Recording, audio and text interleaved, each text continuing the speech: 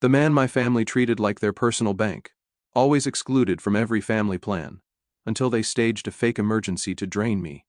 But the step I took next flipped their entire scheme back onto them. I'm Nathan, 28, male, and my entire family, at least the part that talks to me, is all women. My mom, two older sisters Amanda and Taylor, 31 and 33, three aunts, two are my mom's sisters, one married in. Basically I was raised in a chick cult, and not the cool kind where they actually like you. My dad dipped after a nasty divorce when I was a kid and nobody's heard from his side since. So yeah, I grew up in a house where I was the only dude and constantly got the "you read just like your father" passive-aggressive digs if I ever disagreed with anything. Mom always had this switch, sweet one minute, ice cold the next if you didn't fall in line. Few years ago my mom and her sisters started doing these girls-only weekends. It kicked off with some movie, The Avengers or something, and I guess it was a blast because they started doing outings every couple of weeks after that like clockwork. I didn't care at first. I'm not the type to get in anyone's way or make a fuss. I live alone, have a solid job, my own space, my own hobbies. If they want to do brunch and gossip, go for it. But then it started snowballing. What started as girls' movie night became, let's go to the zoo, let's do dinner, let's do a spa day, let's go bowling, even a baseball game at one point. Not kidding, half of those things aren't even girly, but still no invite for me. Every time they posted pics in the group chat or raved about how fun it was, I'd just leave a thumbs up emoji and scroll on. I tried to act like it didn't bother me. Thing is, I'm not some distant cousin or random family friend. I'm their son, their brother, and I'm the one helping them out more than anyone else. I've been giving my mom money every month for years to help with bills. My younger aunt needed help with a car payment. I spotted her. One of my sisters got laid off for 3 months, and guess who paid her rent? Me. I've never thrown it in their face either. I was raised to help family even if they're annoying sometimes, but they sure don't treat me like I matter. My sisters, though? Whole different story. Mom acts like they're royalty.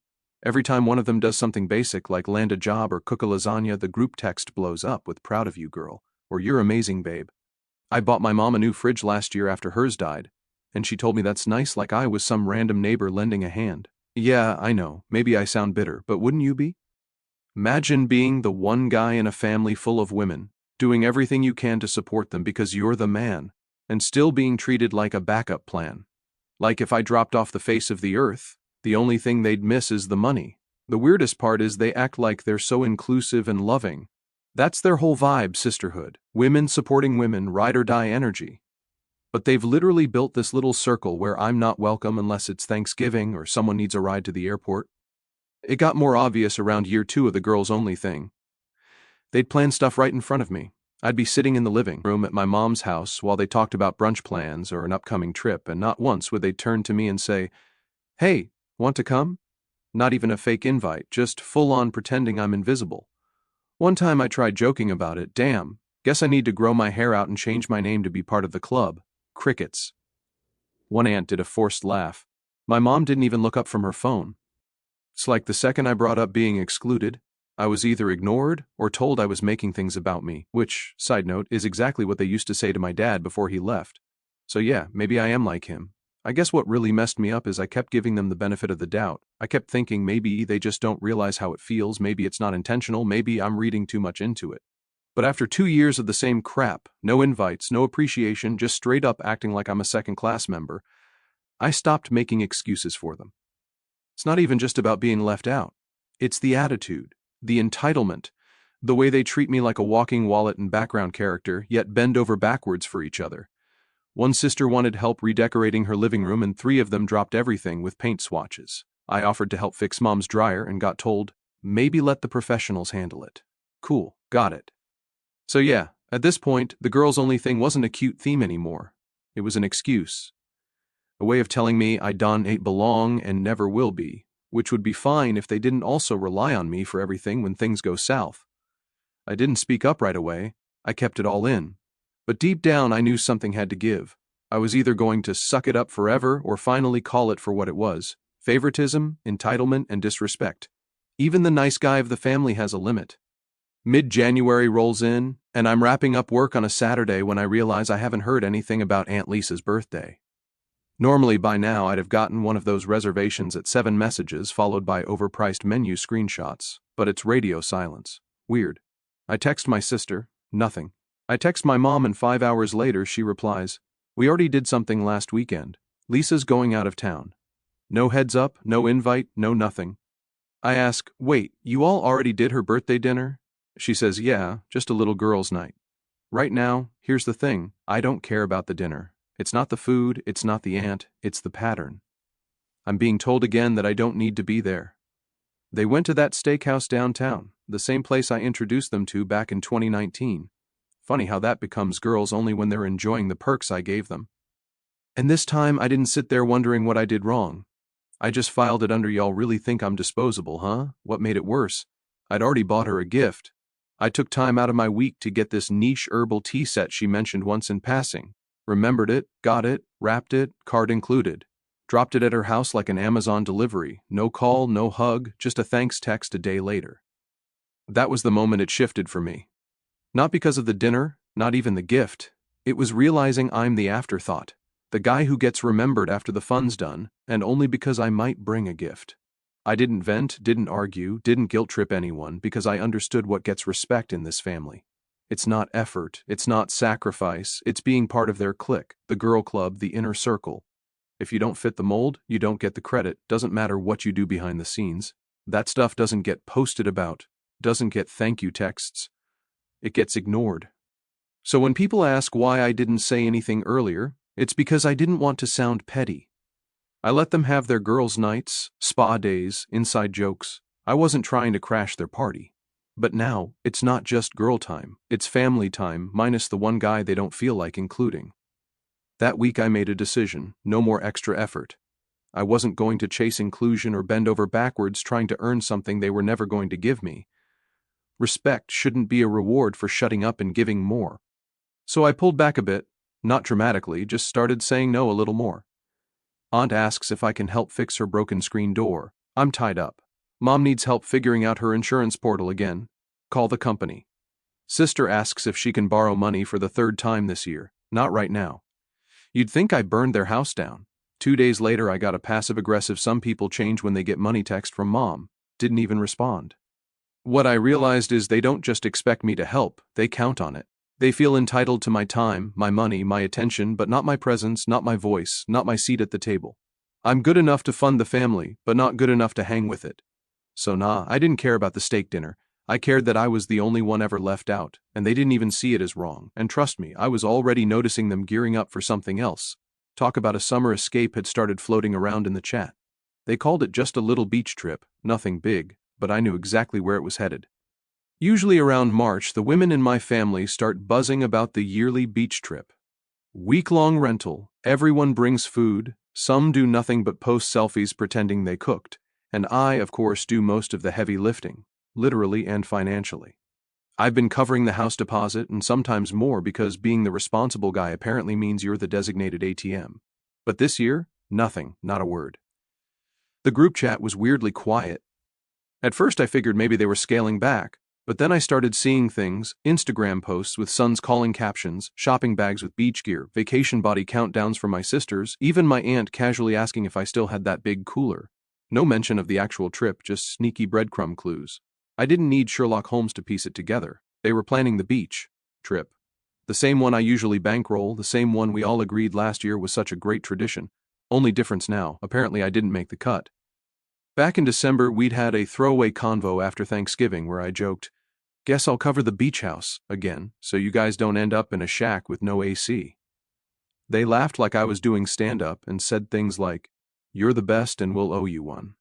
That was the full extent of the planning meeting, and apparently that was good enough for them to move forward, like, I was fully locked in as the unpaid sponsor. They even put my name on the booking, but never once bothered to tell me they were turning it into a girls-only event. I found out the final detail through a comment one aunt dropped on my sister's post. "So excited for our beach week.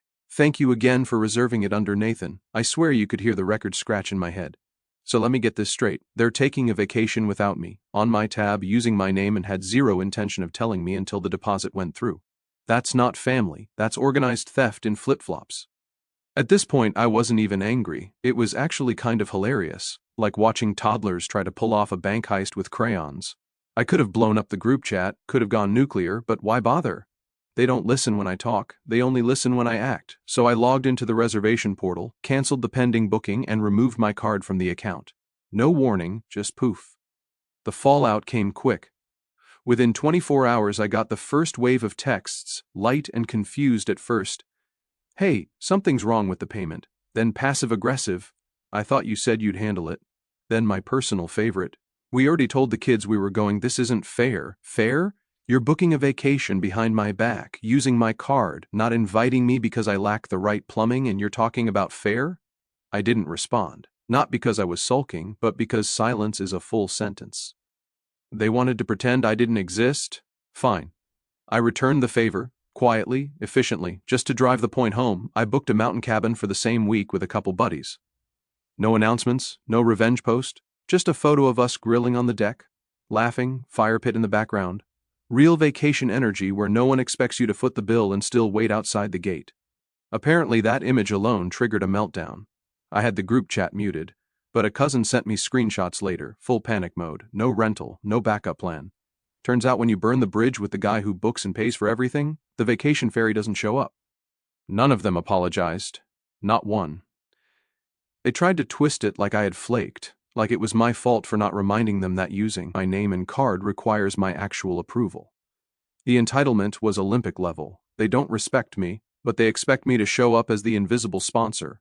When I don't, suddenly I'm the problem. They wanted a girls' trip. They got one, just not the deluxe edition, because that version required me. After the vacation debacle, I didn't make a scene or drop dramatic one-liners. I just stopped responding. No last straw speech, no storming out. I cut the cord the way a contractor cuts power to a condemned building.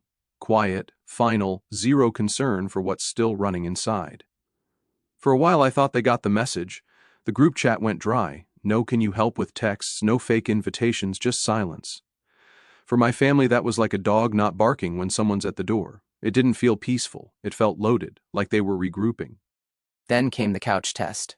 Monday morning, my older sister sent a one-liner. Hey, any chance you can help me carry my new couch upstairs? The delivery guys won't do stairs. No greeting, no check-in, just straight back to the entitled tone like I'd hit pause, not stop. I didn't reply, read it while biting into a breakfast burrito and kept scrolling. Tuesday, Aunt Lisa texted with Sweetie Fluff and a request to help dispute a credit card charge because the website was confusing. I sent back, the number on the back of the card still works. Nothing after that. Wednesday morning, I got the call. Mom only calls when someone dies or wants something complicated she can't text about. When I saw her name, I picked up out of curiosity more than concern. She didn't waste a second. Your sister's car got totaled this morning. She's in the hospital. It's bad. They're saying she needs surgery. Her legs are really messed up. We're trying to get the money together, but it's tight. No hello, no build-up, just direct pipeline to panic. Something didn't sit right. She didn't say which sister, no hospital name, no usual dramatic voice crack. I asked, where is she? St. Thomas, she answered too quickly. They won't let anyone in right now because of scans. They're strict. Still no name. I said I'd call the hospital, directly. Her tone shifted hard. No, don't do that. She's in and out. They won't confirm anything. It's too soon. I said all right and hung up. Then I opened Instagram. Older sister hadn't posted in a day. Normal. Younger sister had just uploaded a cappuccino pic 7 minutes ago, full makeup, cozy sweater, caption about the barista spelling her name wrong. Not exactly fresh out of surgery vibes. I sat back and stared at the screen. My own mother had faked a car crash and surgery just to hustle me for money, and she didn't even put effort into the lie, like ordering takeout. I didn't call anyone back. The next morning the group chat flared with vague nonsense. Mom dropped, thanks to everyone who came together yesterday, reminded why family matters. Translation, the scam didn't work, but I'm pretending it did. Aunt Lisa commented, some of us just do more, and that's okay. I closed the app. I wasn't shocked anymore. I was done. This wasn't a misunderstanding or overreaction. This was calculated emotional fraud. My own mother faked an accident because my silence threatened their funding stream. I spent the next hour organizing screenshots, every money request, every last-minute favor, every guilt text, into a folder titled For Memory, just so I never forget how far they went when I stopped playing scapegoat. That silence, that calm, wasn't revenge, it was freeing. Then the final hit came Saturday night. Mom texted, can you help with rent this month? Things have been hard, everyone's doing their best. I typed back, everyone's best looks a lot like my worst.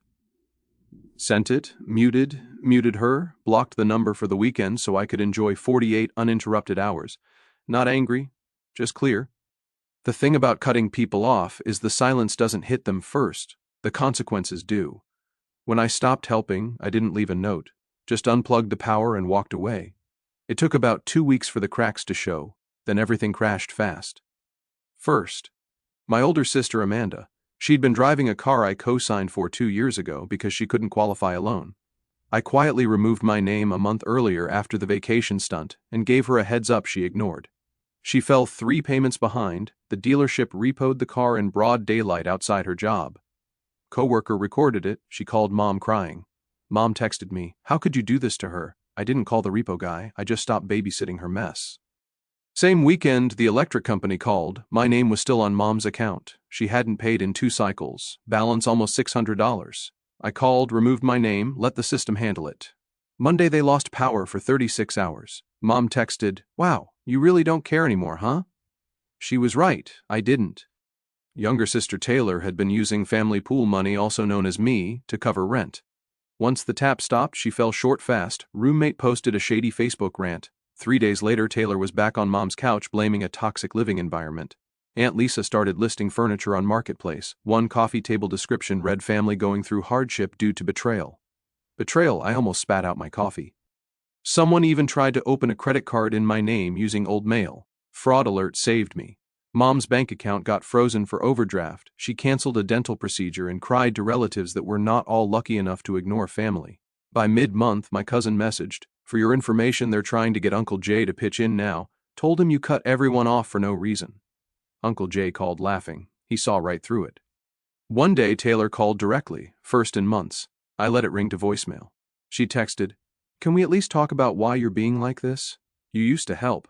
Yeah, I used to, back when there was mutual respect, or at least the illusion of it. After the lies, scams, and entitlement, silence wasn't revenge, it was sanity. And Aunt Lisa really did fracture her wrist at work and needed outpatient surgery. Deductible was steep. She sent a long text about how no one else can help right now, and I know you don't want to hear from us, but this is different. Different from when I broke my wrist 4 years ago and paid out of pocket while they sent me a meme about guys being bad at resting. I left it on read. That must have been their last straw, because after that, they turned full delusional. Mom posted in the group chat, "We don't need anyone's help, some people just want to see others fail when they stop being useful." Aunt Lisa commented, "That's what happens when someone thinks money equals morals." They were flipping the narrative like they were victims of a tyrant who took away their free lunch. Then they tried reaching my boss. Someone sent an unhinged email to the company inbox saying I'd abandoned my sick mother, and it was affecting my mental well-being at work. HR forwarded it to me asking if I was okay. I laughed, said family drama, and they dropped it. That was the day I changed my number. Same city, same job, same apartment, but they don't exist to me anymore. I didn't announce it, let them text into the void. The only one I kept was Uncle Jay. He'd call with updates like a sports recap of a team I no longer root for. Amanda struggling with commute, Taylor eating through Mom's pantry, Lisa pawning furniture so fast the living room looks like a crime scene. He asked if I was good. I told him I was better than ever, but I knew the silence wouldn't last. Parasites don't give up their host easily. Saturday morning, windows open, coffee brewing, jazz playing low, peaceful, almost fake after the year I'd had. Then came the knock, not polite, full aggression, fist on wood. I opened the door and there was my mother, hair wild, eyes locked like I'd personally ruined her life. "You really think this is how you treat family?" she snapped before I could speak. "You think you can throw us in the street and pretend we don't exist?" I just looked at her, really looked.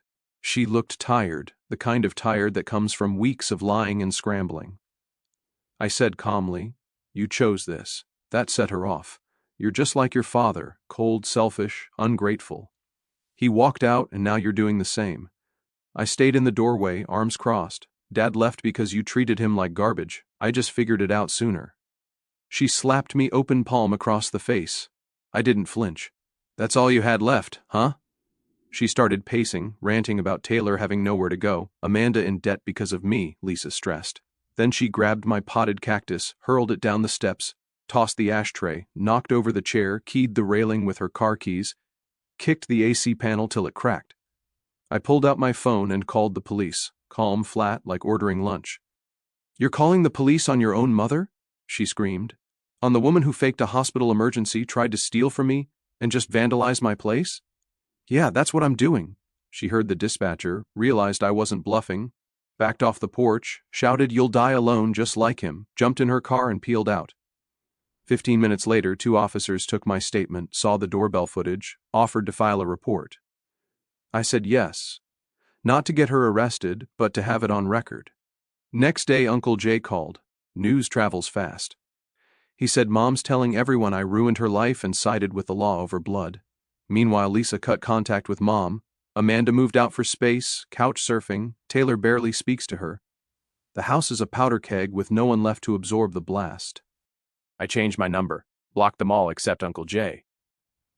Amanda tried a burner. You're cruel. Mom's depression is worse. Taylor took a payday loan. Read it, deleted it.